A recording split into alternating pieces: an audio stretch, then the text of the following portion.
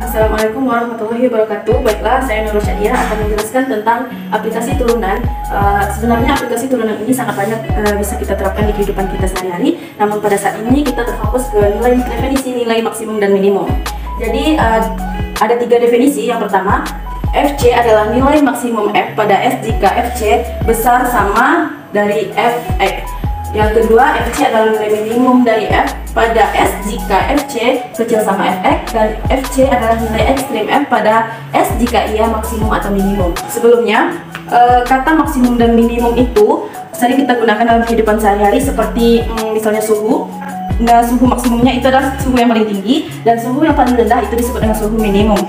Suhu yang tinggi, yang paling tinggi dan yang paling rendah itu disebut dengan suhu yang ekstrim. Maka dapat kita simpulkan bahwa nilai maksimum dan nilai minimum ini disebut dengan nilai ekstrim.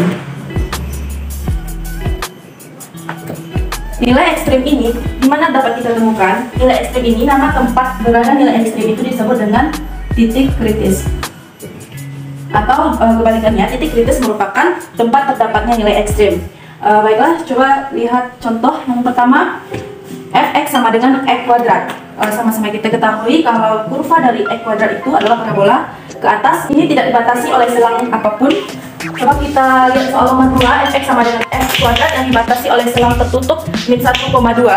Di sini jika kita buatkan di grafiknya, coba lihat di mana nilai maksimumnya yang paling tinggi, yaitu di titik x sama dengan 2, dan minimumnya yang paling rendah itu bukan di 1 tetapi di 0.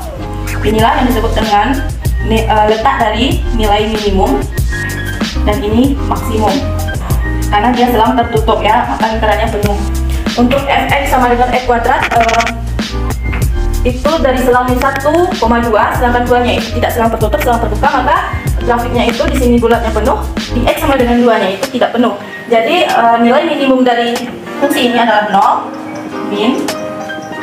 Nilai maksimumnya tidak ada karena di sini titik tertingginya terletak pada x sama dengan 2, tetapi dia tidak bisa dikatakan dengan nilai maksimum karena dia tidak tertutup.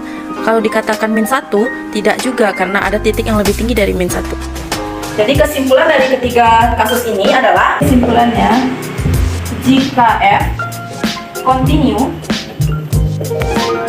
dengan suatu selang, misalnya selang A, B, maka F memiliki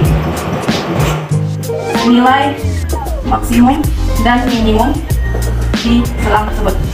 Untuk menentukan nilai maksimum dan minimum itu kita kan sudah tahu di mana letaknya, yaitu di titik kritis. Nah, jadi untuk menentukan nilainya itu ada 3 komponen. Yang pertama yaitu ini titik kritis ya. Yang pertama itu ujung selang.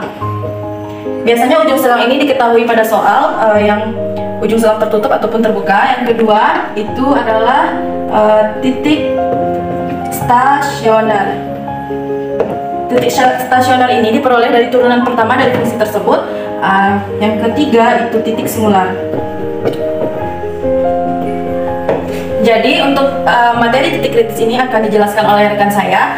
Di sini saya hanya memberitahu atau menjelaskan bahwa nilai maksimum dan minimum itu diperoleh dari ketiga komponen titik kritis ini. Baiklah, sekian penjelasan dari saya tentang definisi nilai maksimum dan minimum. Terima kasih. Assalamualaikum warahmatullahi wabarakatuh.